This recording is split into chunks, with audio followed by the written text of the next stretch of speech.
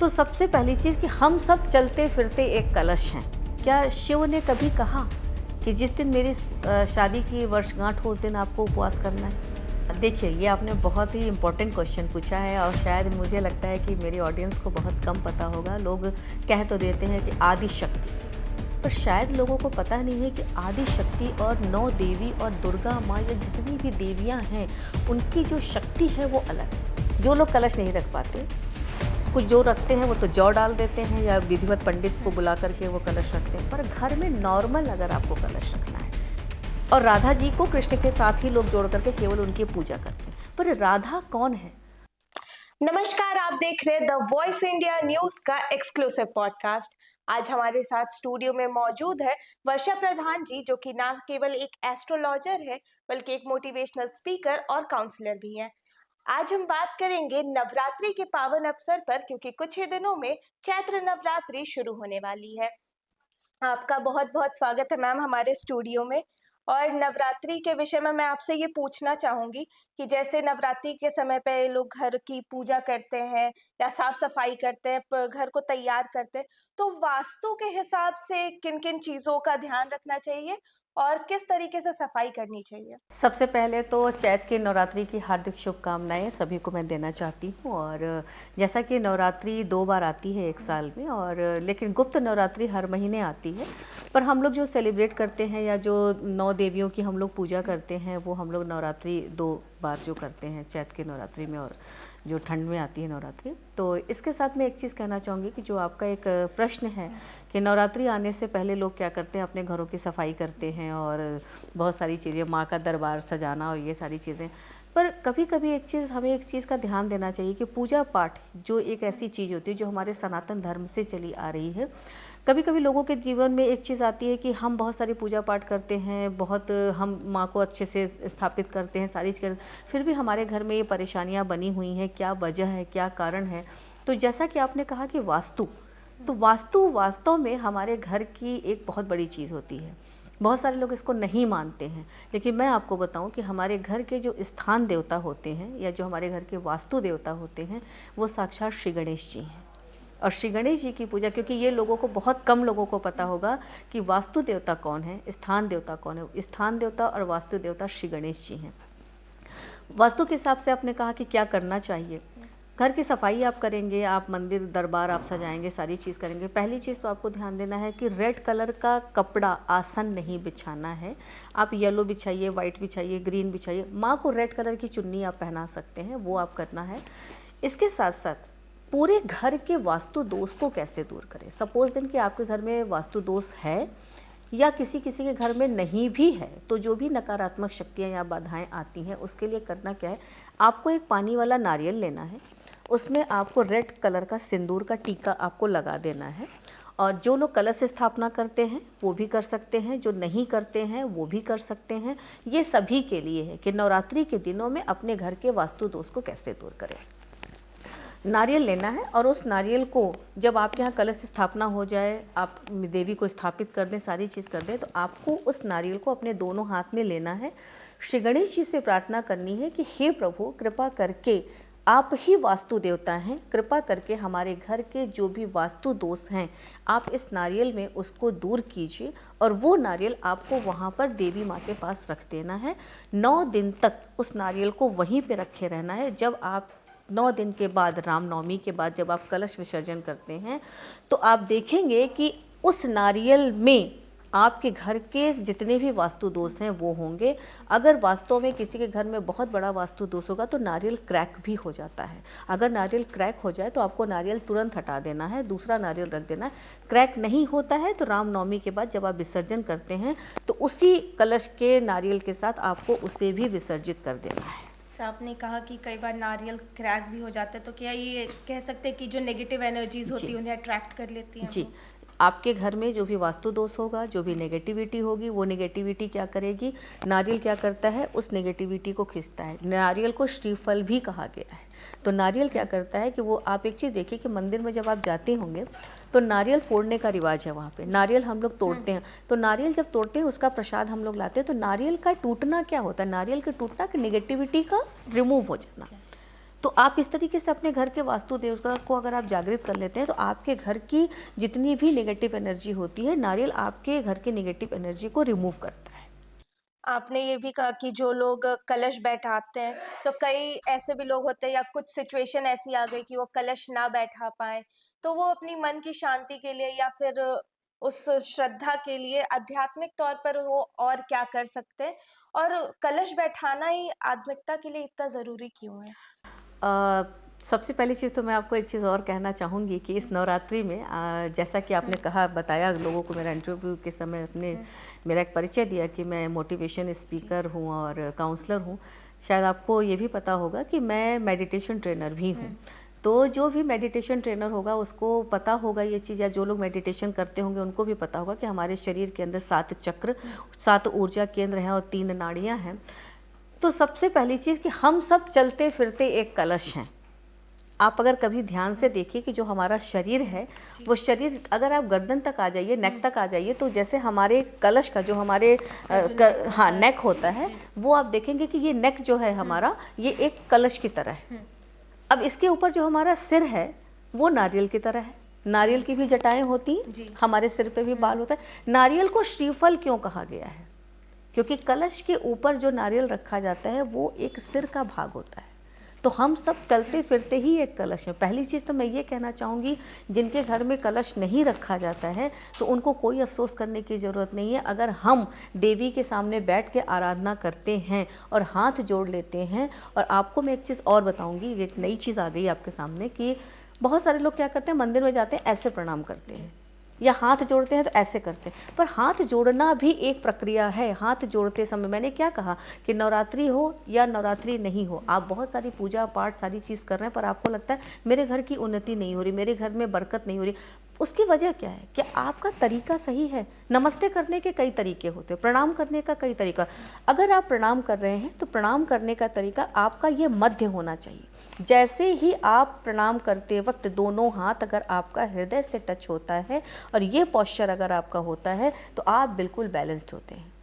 क्योंकि आपका जो शरीर है वो एक ट्रायंगल शेप में हो जाता है, और ट्रायंगल शेप में होने का मतलब कि पॉजिटिव एनर्जी को रिसीव करना, आपकी जो बॉडी है पिरामिड की तरह हो गई।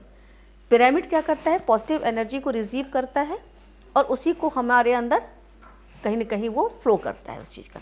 तो इस चीज़ को हमें समझना है। तो अगर आप कलश नहीं रख पा रहे हैं तो भी आपको कोई प्रॉब्लम नहीं, क्योंकि आप चलते फिरते एक कलश हैं। लेकिन ऐसे लोगों के लिए मैं एक टिप्स देना चाहूँगी।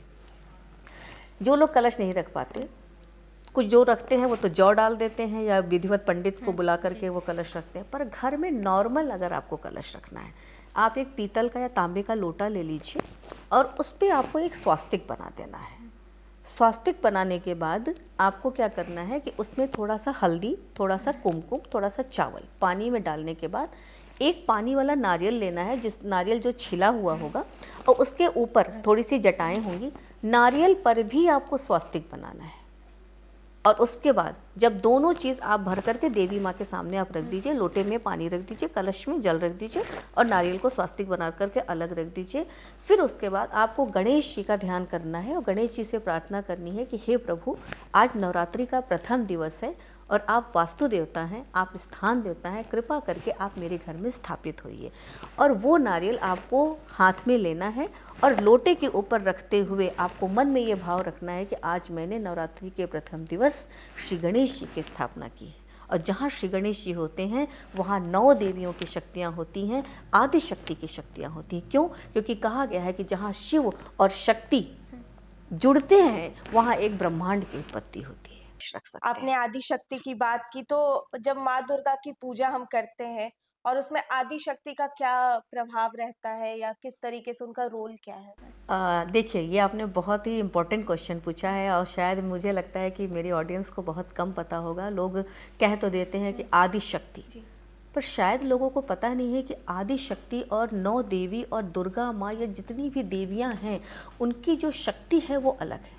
अगर आप एक चीज़ देखिए कि आदि शक्ति कौन है, जब हम इसको बहुत ध्यान से समझने की कोशिश करेंगे कि जब हम अपनी माँ के गर्भ में थे तो हमारे शरीर का सृजन कौन कर रहा था। जैसे अगर आज मैं आपसे एक क्वेश्चन करूं कि आपकी माँ कौन है, तो आप तुरंत आपका एक सडनली एक आंसर होगा कि जिस माँ ने मुझे जन्म दिया वो मेरी माँ है। पर शायद नहीं। हर एक इंसान को ये पता होना चाहिए कि हमारे जीवन में 3 माँओं का संगम होता है। जब हम अपनी माँ के गर्भ में थे तो हमारा एक सृजन हो रहा था, हमारे शरीर को कोई बना रहा था। 2.5 से 3 माह का बच्चा जब किसी के गर्भ में आता है तो वो एक तरल पदार्थ की तरह होता है, उसके बॉडी का कोई शेप नहीं होता। तो उसके शरीर का सृजन कौन कर रहा था, उसके शरीर को बना कौन रहा था? हमारे यूट्रस का सिर्फ इस्तेमाल किया जाता है।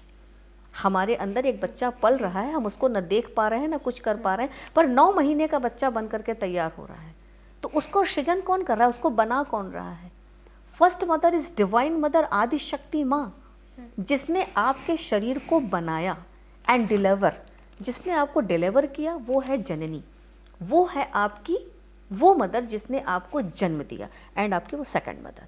एंड थर्ड मदर जिसे हम कहते हैं कुंडलिनी शक्ति, या जिसको हम कहते हैं प्राणेश्वरी माँ। जो आप सांस ले रहे हैं ना, आज जितनी चीज़ें चल रही हैं, जो आज लोग बहुत बड़ी बड़ी बातें करते हैं, ये कर देंगे वो कर देंगे, आप सोचिए कि अगर आपके जीवन से, आपकी बॉडी से अगर एक सांस अगर ख़त्म हो गई, सारी चीज़ें आपकी वहाँ पे स्थिर हो जाएंगी, ख़त्म हो जाएंगी। तो आदि शक्ति ने क्या किया, आपके शरीर को बनाया। डिलीवर किसने किया, आपकी जननी ने किया, जिसने आपको जन्म दिया। And third mother is most important, वो सबसे इम्पॉर्टेंट है। हम क्या सही कर रहे हैं, क्या गलत कर रहे हैं। आप एक चीज़ देखिए, आप और हम यहाँ बैठे हैं, ना हमारी जन्म देने वाली माँ है, ना बनाने वाली माँ, पर अगर हमें कोई चीज़ गलत दिख रही है तो हमारे अंदर से एक इनर कॉन्शियस हमारा कहेगा ये गलत है, हमें ये चीज़ नहीं करना चाहिए, ये सही है। तो यहाँ हमारा ब्रेन नहीं इन्वॉल्व है, यही लोगों को नहीं पता है। यहाँ हमारा ब्रेन नहीं इन्वॉल्व है, यहाँ पे क्या इन्वॉल्व है, यहाँ हमारी आध्यात्मिक माँ, जो हमारी चेतना है, जो हमें हर पल कह रही ये करना है, ये नहीं करना है, ये करना है, ये नहीं। तो हमारे जीवन में 3 माँओं का संगम है। अब मैं आपको बताऊंगी कि हमारे शरीर में, जैसे लोग कहते हैं दुर्गा माँ और आदि शक्ति माँ। अब राधा जी को आप ले लीजिए, बहुत सारे लोग राधा जी को सिर्फ इतना जानते हैं कि वो कृष्ण की प्रेमिका हैं, और राधा जी को कृष्ण के साथ ही लोग जोड़ करके केवल उनकी पूजा करते हैं। पर राधा कौन है? रा का मतलब होता है शक्ति और धा का मतलब होता है धारण करने वाली। राधा एक पराशक्ति है, न जाने कितने तत्वों से मिलकर के राधा बनी है, जिनको ब्रह्मा विष्णु महेश भी जिनके सामने नमन करते हैं। ब्रह्मा विष्णु महेश ने भी जिनको नमन किया, वो शक्ति है राधा। आदि शक्ति से भी ऊपर पराशक्ति की तरफ अगर हम जाते हैं तो राधा की शक्ति से हम जुड़ते हैं। अब आप देखिए, आदि शक्ति कहाँ है, हमारे शरीर में। माँ दुर्गा कहाँ है, हमारे शरीर में। और 9 देवियाँ कहाँ हैं। आप सोचिए, हम नवरात्रि में पूजा तो कर रहे हैं, इतनी सारी चीज़ें कर, पर कितना पता है लोगों को? आदि शक्ति हमारे सिर के तालु भाग पर, जिसे हम कहते हैं 7 चक्रास में क्राउन चक्रा, सहस्त्रार, सहस्त्रार पे बैठी है माँ आदि शक्ति। जब एक बच्चा अपनी माँ के गर्भ में होता है तो सिर के तालु भाग से ही उसके अंदर प्राण आते हैं। प्राण कौन डालता है? आदि शक्ति। लॉजिकल समझने की कोशिश कीजिए, आदि शक्ति ने आपके अंदर प्राण डाला, तो आदि शक्ति का स्थान कहाँ है? सिर के तालु भाग पे। माँ दुर्गा का स्थान कहाँ है? हमारे मध्य हृदय में। अगर आपके जीवन में कोई चीज़ आपको सांसारिक स्तर पे चाहिए, आप दुर्गा माँ को याद करिए। आध्यात्मिक स्तर पे चाहिए, आप आदि शक्ति माँ को याद करिए। तो इतना बड़ा महत्व है। और हमारी 9 देवियाँ, जैसे हम कहते हैं महाकाली, हमारे शरीर के अंदर जो 3 नाड़ियाँ हैं, जो हमारे शरीर की बाईं नाड़ी है चंद्र नाड़ी, चंद्र नाड़ी पर बैठी है महाकाली की शक्ति।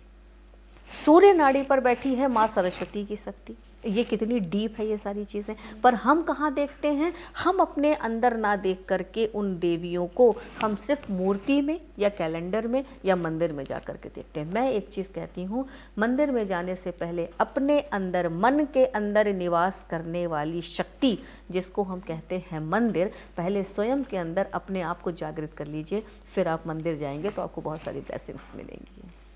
मेरा आपने 7 चक्रों के बारे में कहा, मेरा अगला सवाल उसी पे है कि कहते हैं हमारे शरीर में जो 7 चक्र होते हैं, जिन्हें टेम्पल्स भी कहा जाता है, जिन्हें हम योगा के माध्यम से, और आप तो मेडिटेशन भी सिखाती ही हैं, और मेडिटेशन का मूल, मैं कह लूँ, आधार भी ये होता है कि जो हमारे शरीर के 7 चक्र हैं उन्हें एक्टिवेट करना। तो इस तरीके का पर्व या इसमें जो हम लोग व्रत करते हैं, कई औरतें आप देखिए इस नवरात्रि के दौरान वो 9 दिनों का व्रत करती है, पुरुष भी करते हैं। तो इन सारी चीज़ों का हमारे शरीर पे जो है उसपे क्या असर पड़ता है? आप एक चीज़ देखिए कि मैं सिर्फ नवरात्रि की बात नहीं करूँगी, शिवरात्रि आ जाती है जी, जन्माष्टमी आती है। इसको आप ऐसे लेकर के चलिए कि शिवरात्रि क्या है? शिव और पार्वती की एनिवर्सरी, जी जिस दिन उनका विवाह हुआ, सपोज दिन आपके अगर विवाह हो जाएगा, आपकी शादी हो जाएगी, आप अपनी एनिवर्सरी वाले दिन आप उपवास रखेंगी क्या, व्रत रखेंगी? नहीं। तो देवी देवताओं की जिस दिन एनिवर्सरी है, क्या शिव ने कभी कहा कि जिस दिन मेरी शादी की वर्षगांठ हो उस दिन आपको उपवास करना है? नहीं। उपवास किस दिन किया जाता है?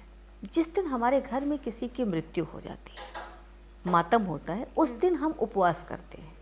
मैं ये नहीं कहती कि आप उस दिन आप व्रत ना रखें, आप शिवरात्रि का व्रत रखें। जन्माष्टमी हम श्री कृष्ण जी का हैप्पी बर्थडे मनाते हैं। आप अपने बच्चे के घर पे, बच्चे का बर्थडे है तो आप अपने बर्थडे पे या बच्चे के बर्थडे पे आप 56 तरह का पकवान बनाएंगे। आप व्रत रखेंगे क्या उस दिन?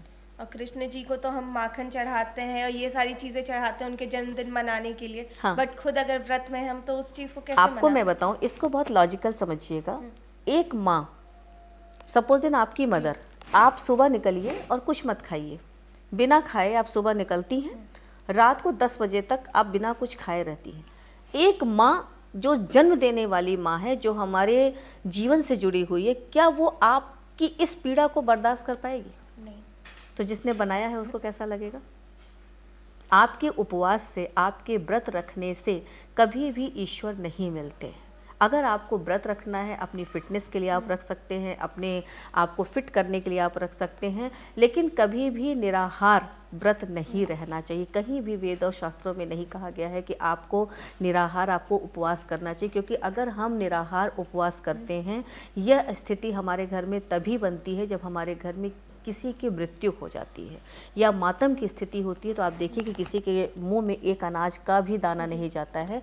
तो आप किसी भी चीज़ को सेलिब्रेट कीजिए, शिवरात्रि सेलिब्रेट कीजिए, जन्माष्टमी सेलिब्रेट कीजिए, नवरात्रि को सेलिब्रेट कीजिए, माँ को अच्छे अच्छे पकवान बना के खिलाइए और खुद भी खाइए। आपको निराहार रहने की ज़रूरत है। आप फलाहार भी अगर कर रहे हैं तो अब ये नहीं कि सुबह से शाम तक में आपने फलाहार नहीं किया, आपको लगता है कि हमको फलाहार नहीं करना है, तो ये चीज़ आपको नहीं करनी है। आपको उपवास नहीं करना है, आपको सेलिब्रेट करते हुए आपको इस चीज़ को फॉलो करना है। नहीं, बहुत अच्छा प्रश्न आपने किया है कि पूरे घर का शुद्धिकरण करने के लिए मंदिर सज गई, सब कुछ हो गया, आपको एक धूनी का पॉट लेना है, उसमें आपको अजवाइन डालना है। अब लोग पूछेंगे अजवाइन क्यों डालना है? चंद्रमा क्या है? वो हमारे मन का कारक है। आप एक चीज सोचिए कि जब आपकी इच्छा के अनुसार अगर आपको कोई चीज ना मिले तो आप बैलेंस में नहीं रहते। बच्चों की टेबल पे आपको एक चांदी की ग्लास रखनी है और चांदी के ग्लास में आप पानी भर करके रख दीजिए। अगर हम लोग इस पे वार्ता करेंगे तो ये बहुत लंबी वार्ता हो जाएगी कि 7 चक्रों पे 7 ग्रह हैं, 7 सुर हैं, 7 वाद्य यंत्र हैं, 7 कलर हैं, 7 रत्न हैं। अब आप सोचिए, मैं सिर्फ अभी एक बताऊंगी आपको।